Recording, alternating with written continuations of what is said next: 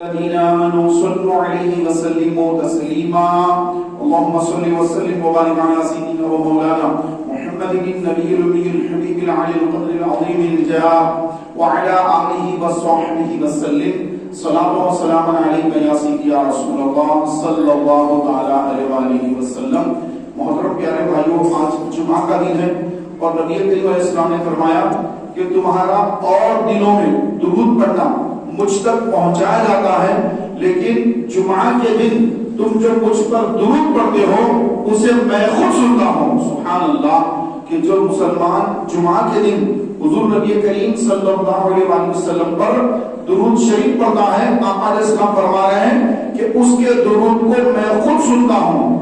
تو جو خوش نصیب مسلمان ہیں وہ جمعے کے دن کثرت کے ساتھ درود شریف پڑھتے ہیں اور اپنے آقا کو درود سناتے ہیں. مسلمانوں کو چاہیے کہ ہم جمعہ کے دن وقت زیادہ نکال کر فضول کاموں سے بچ کر، یہ وہ کاموں سے بچ کر درود شریف پڑھنے میں اپنا وقت لگائیں. محبت کے ساتھ، عقیدت کے ساتھ، باوضو ہو کر، عطر لگا کر، ہو سکے تو قبلہ رو ہو کر عقیدت کے ساتھ درود شریف پڑھنے کا، ہر جمعے کا اسپیشل درود شریف پڑھنے کا آپ معمول بنائیے، تاکہ یہ فضیلت ہمیں حاصل ہو کہ ہمارے آقا ہمارے درود کو سنیں اور ہمارے آقا کی محبت کا جو یہ رشتہ ہے، نبی اور امتی کا محبت کا جو رشتہ ہے، جو حضور سے ہمیں محبت کرنے کا حکم دیا گیا ہے، ہم اس پر کچھ عمل کریں، کچھ آگے بڑھیں، اور جو جس کا نام حضور کی بارگاہ میں پہنچے، اس کے درود کو حضور خود سنیں صلی اللہ علیہ وسلم. اس سے بڑی اور کیا خوش نصیبی کی بات ہو سکتی ہے. اللہ تعالیٰ کا یہ کہ ہمارا درود پڑھنا ہمارے آقا سن رہے ہیں. اللہ تعالیٰ مجھے آپ کو کثرت کے ساتھ درود شریف پڑھنے کی توفیق عطا فرمائے. ایک مرتبہ مل کر باوضو درود شریف پڑھ لیجیے. اللہم صلی علی سیدنا و مولانا محمد وعلی آل سیدنا و مولانا محمد مبارک وسلم. صلاۃ و سلام علیک یا سیدی یا رسول اللہ صلی اللہ تعالی علیہ وآلہ وسلم.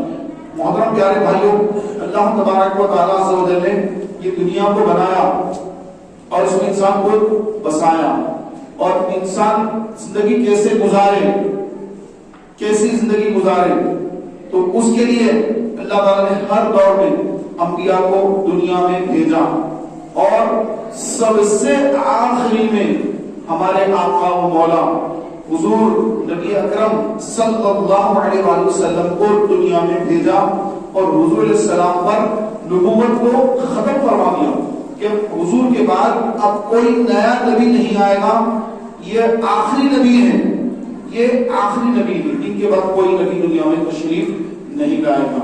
اب دین کا کام، اسلام کا کام، لوگوں کو اللہ کے قریب کرنے کا کام، کیونکہ ہمارے آقا علیہ الصلوۃ والسلام عرب میں تشریف لائے، یہاں پر ہندوستان میں ہمارے آقا تشریف نہیں لائے، لیکن اسلام یہاں تک پہنچا.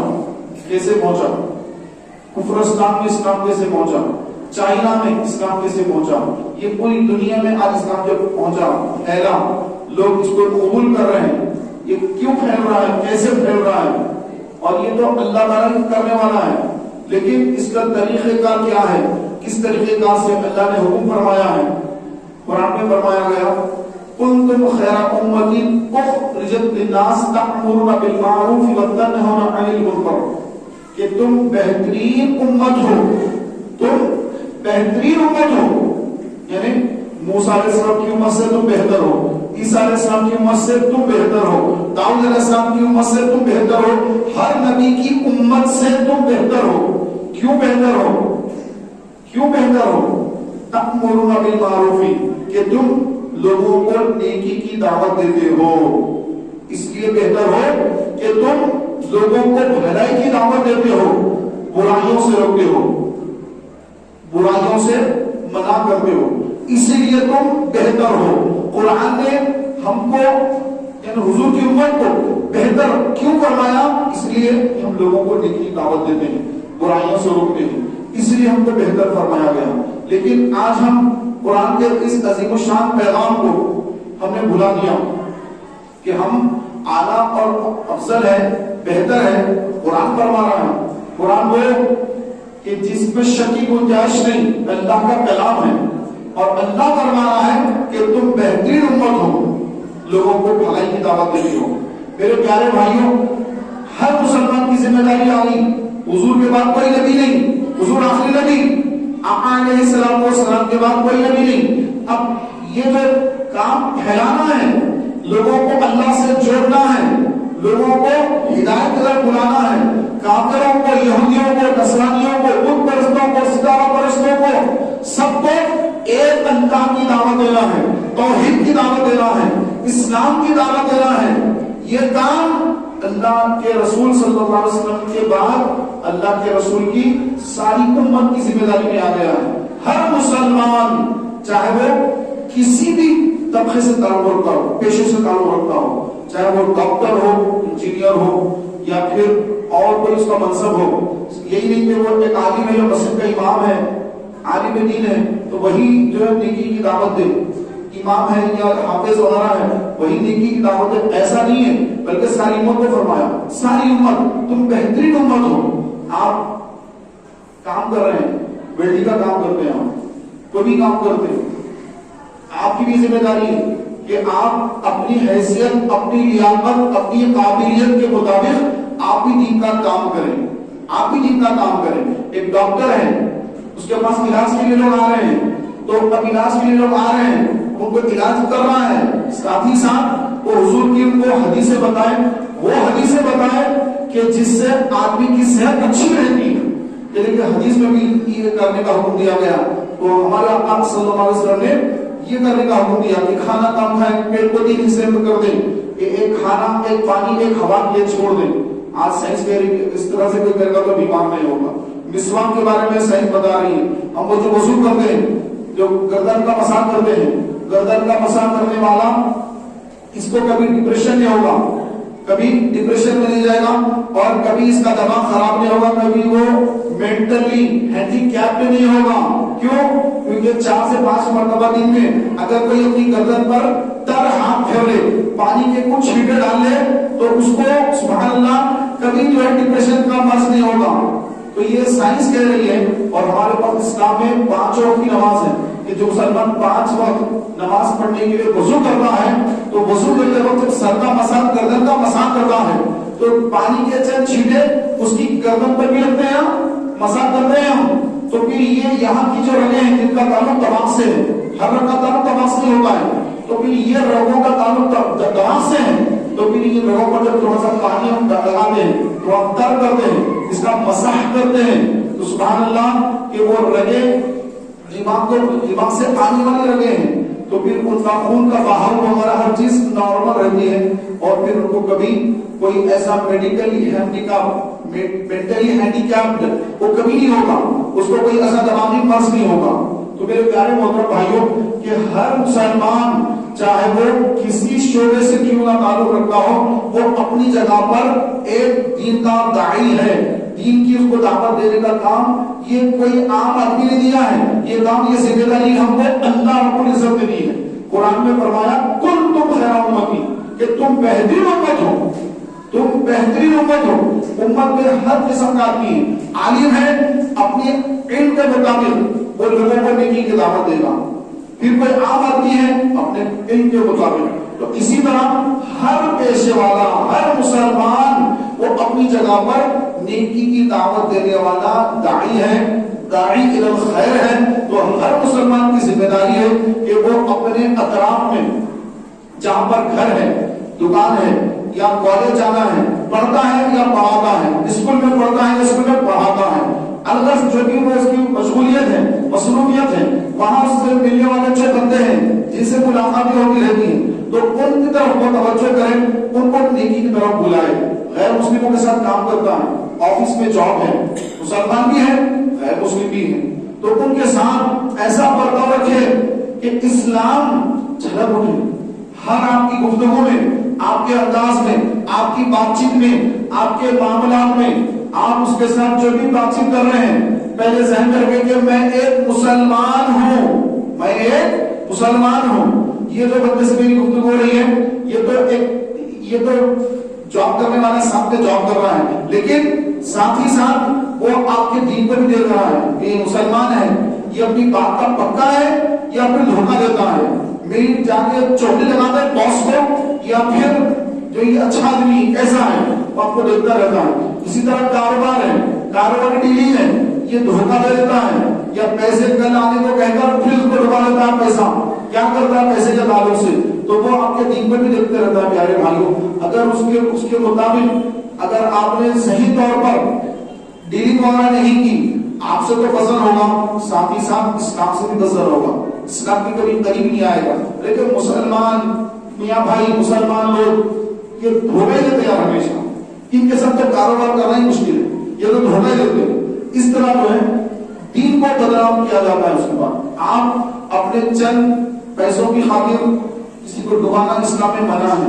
مسلمان کو ڈبانا منع ہے تو کافر کو بھی منع ہے. کسی کو دھوکہ دینا منع ہے, کسی کی بے عزتی کرنا حرام ہے, چاہے مسلمان ہو کافر ہو, اس کی دل آزاری کرنا منع ہے, کسی کی دل آزاری کرنا جائز نہیں. تو میرے پیارے محترم بھائیوں, ہم یہ جو کچھ لوگوں کو جو دھوکہ دے دیتے ہیں, اپنے پیسے کما لیتے ہیں, دھوکہ دے کر ماں جمع کر لیتے ہیں, اس کا نقصان اسلام کو ہوتا ہے, بہت بڑا نقصان ہوتا ہے. تو ہم ذمہ داری تو ہماری یہ تھی کہ ہم لوگوں کو نیکی کی دعوت دیں, بجائے اس کے ہمارا ایسا عمل ہے, ہمارے اس عمل کے بدلے لوگ اسلام سے دور ہو رہے ہیں. اور ہمارے آقا علیہ الصلوۃ والسلام 40 سال تک مکہ مکرمہ میں آپ کی ولادت باصادت ہوئی, 40 سال تک مکے والوں نے حضور کو دیکھا, حضور کا بچپن دیکھا.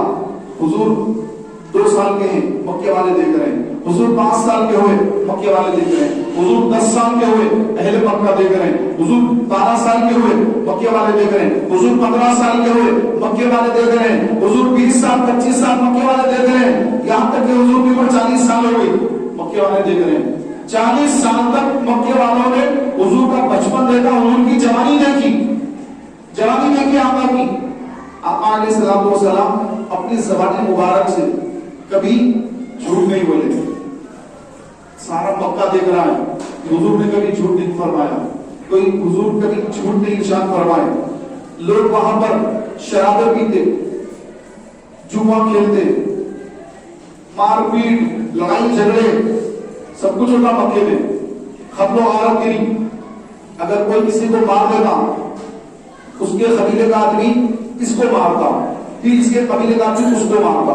یہ قبائل, عرب کے جو قبائل تھے, قبائل عرب, ان کے جھگڑے اتنے لمبے چلتے کہ صدیاں گزر جاتی, جھگڑے ختم نہیں ہوتے. ایک نسل ختم ہو جاتی, نئی نسل آ جاتی, وہ نئی نسل بھی لڑ رہی ہے, یہ ان کا ہمارا جھگڑا ہے. کس بات پہ جھگڑا ہے کہ یہ نہیں معلوم. بس آنکھ کھلی تھی, ہمارے باپ دادا چاچا تایا سب اس قبیلے سے لڑتے تھے, اب ہم نے بھی اس قبیلے سے لڑنا ہے. بھائی کیوں لڑنا ہے, کس وجہ سے لڑائی ہے, کیا مسئلہ ہے؟ مسئلہ بیٹھ کے بھی ہم ہو سکتا ہے نا, کیوں لڑ رہے ہیں؟ ارے لڑتے لڑتے مر گئے, نہیں ہے نسل آ گئی اور وہ بھی لڑ لڑ کے مر رہی ہے. تو یہ سلسلہ چلا آ رہا تھا, لیکن آقا علیہ الصلوۃ والسلام نے یہ سارے جو قبائلی جھگڑے تھے, یہ جھگڑے ہمیشہ ہمیشہ ہمیشہ کے لیے ختم کروا دیے. آپس میں محبت ایسی قائم کر دی کہ سبحان اللہ, کہ جب ہجرت فرمائی, ہجرت کے بعد مکے سے مدینہ آئے تو مدینے کے انصاری صحابہ کو یہ مہاجر صحابیوں کا بھائی بنا دیا. ایک انصاری صحابی, ایک مہاجر صحابی, ایک انصاری صحابی, ایک مہاجر صحابی, دونوں کو بھائی بھائی بنا دیا. اتنی محبت آپس میں صحابہ کرام نے کرا دی. میرے پیارے بھائیوں, 40 سال تک حضور علیہ الصلوۃ والسلام اپنے اخلاق کریمہ کا قرآن میں ذکر ہے, وَإِنَّكَ لَعَلَىٰ خُلُقٍ عَظِيمٍ, کہ اے محبوب آپ بہترین اخلاق والے ہیں. قرآن آپ کے اخلاق کی تعریف فرما رہا ہے. 40 سال تک آقا علیہ السلام اپنے اخلاق لوگوں کے سامنے پیش فرماتے رہے. لوگ اب دیکھتے بچپن میں بچے گھروں کے پاس لڑائیاں جھگڑے کر لیتے ہیں, مار پیٹ کر لیتے ہیں, جھوٹ بولتے ہیں, میں نے مارا, اس نے مجھے مارا, یہ ہوا وہ ہوا. کئی بچوں کے مسئلے مسائل ہوتے ہیں, بچوں سے جھگڑے بڑوں میں ہو جاتے ہیں بعد میں. تو پیارے بھائیوں, اہل مکہ نے حضور علیہ السلام کو 40 سال تک دیکھا, اور 40 سال تک آقا نے کیا کیا, اپنی ذات کو اہل مکہ سے منوایا. اور 40 سال کے بعد جب رب تعالیٰ نے حکم دیا کہ محبوب آپ لوگوں کو اسلام کی دعوت دیجیے, نیکی کی دعوت دیجیے, اسلام کی دعوت دیجیے, توحید کی دعوت دیجیے. کون لوگ ہیں؟ وہ بت پرست ہیں, سب کے الگ الگ بت ہیں, بتوں کی پوجا کرنے والے ہیں اور خانے کعبہ میں لا کر بتوں کو رکھا ہوا ہے اور بتوں کی پوجا کر رہے ہیں، اور وہاں پر آقا علیہ السلام کو اب ان بتوں کو غلط کہنا ہے اور اللہ وحدہ لا شریک کی دعوت دینا ہے، ایک اللہ کی دعوت دینا ہے۔ آقا علیہ السلام پیارے بھائیوں کوہ مکہ فاران کی چوٹی پر آقا تشریف لائے اور سارے اہل مکہ کو جمع کیا کہ اے اہل مکہ مجھے تم سے بات کرنا ہے، سب کے سب آؤ۔ تو سب نے جمع ہو گئے کہ محمد بلا رہے ہیں، محمد بلا رہے ہیں، محمد بلا رہے ہیں، سب جمع ہو گئے۔ آقا علیہ السلام پہاڑ پر تشریف لائے، نیچے پورا مکہ اہل مکہ ٹھہرے ہوئے نیچے، مکے والے ٹھہرے ہوئے نیچے۔ آقا علیہ السلام ان سے مخاطب ہو رہے ہیں، ان سے فرما رہے ہیں اے اہل مکہ میں کون ہوں؟ سب نے کہا کہ آپ محمد بن عبداللہ ہیں، کہ میں کبھی تم سے کوئی بات جھوٹ بولا؟ 40 سال سے تم مجھے دیکھ رہے ہو۔ سب نے کہا کہ آپ کبھی جھوٹ نہیں بولے۔ پھر آپ نے فرمایا، حدیث شریف کا لبے لبا پڑھ کر رہا ہوں، پھر آقا علیہ السلام نے فرمایا کہ کیا تم نے 40 سال میں مجھے کوئی ایسا کام کر کے دیکھا جو مکے میں عام ہے؟ سب نے کہا کہ محمد آپ نے تو کبھی کوئی ایسا کام ہی نہیں کیا، کوئی آپ تو امین ہیں، آپ تو صادق ہیں، سب سے بڑے سچے آپ ہیں، سب سے بڑے امانت دار آپ ہیں۔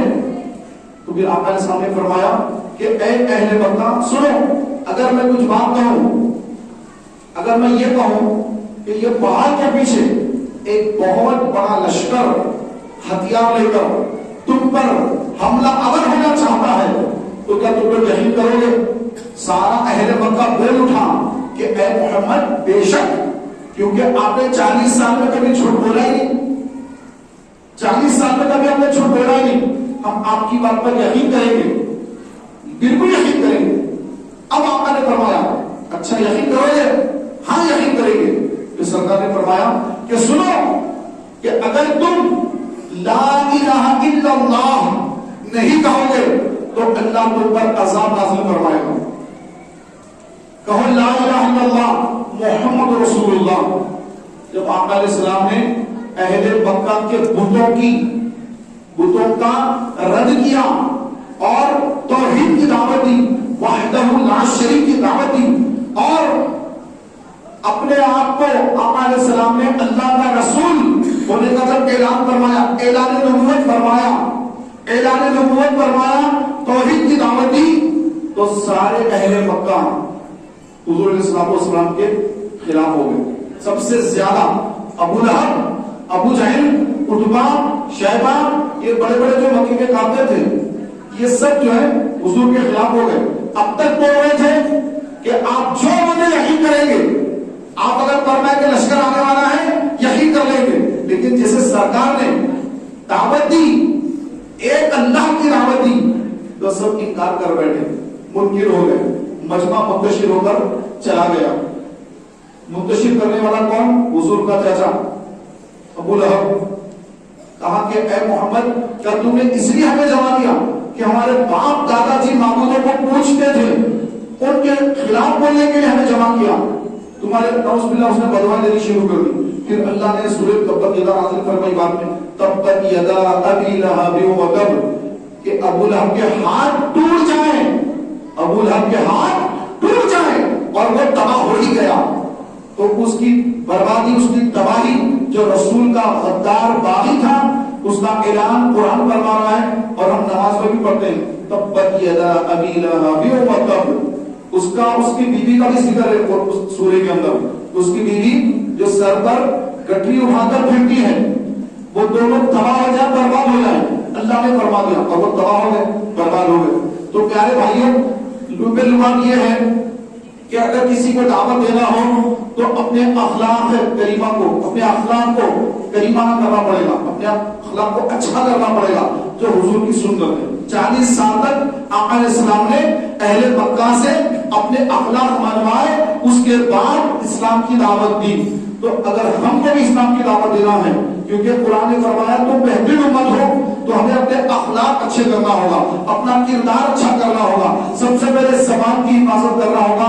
زبان سے جھوٹ بولیں گے تو تاثیر ختم ہو جائے گی، چغلی کریں گے تاثیر ختم ہوگی، گالیاں بکیں گے زبان کی تاثیر ختم ہوگی۔ تو میرے پیارے بھائیوں، لوگوں کو کافروں کو اسلام کی دعوت دینا ہے، بے نمازی مسلمانوں کو نماز کی دعوت دینا ہے، شرابیوں کو شراب سے بچانے کی دعوت دینا ہے، تو زبان کو اپنی صحیح کرنا پڑے گا۔ تو کوشش فرمانا ہے کہ انشاءاللہ تعالی ہم بھی اپنی زبان سے کبھی گالی نہیں دیں گے، جھوٹ نہیں بولیں گے، چغلی غیبت کا کام نہیں کریں گے، بلکہ انشاءاللہ نیکی کی دعوت دینے کا کام اور برائی سے روکنے کا کام کریں گے، اور اس کام کو کرنے کا ثواب قیامت کے روز بے شمار اللہ تعالیٰ عطا فرمائے گا، اور دنیا میں بھی اللہ تبارک و تعالیٰ اس کو عذاب سے بچائے گا، بیماریوں سے، آفات اور بلایات سے بچائے گا۔ اللہ تعالیٰ کی بارگاہ میں دعا ہے کہ مولا تعالیٰ مجھے، آپ کو اور ہم سب کو دین کا کام اخلاص کے ساتھ، خلوص کے ساتھ، للہیت کے ساتھ کرنے کی توفیق عطا فرمائے۔ آمین بجاہ النبی الامین صلی اللہ علیہ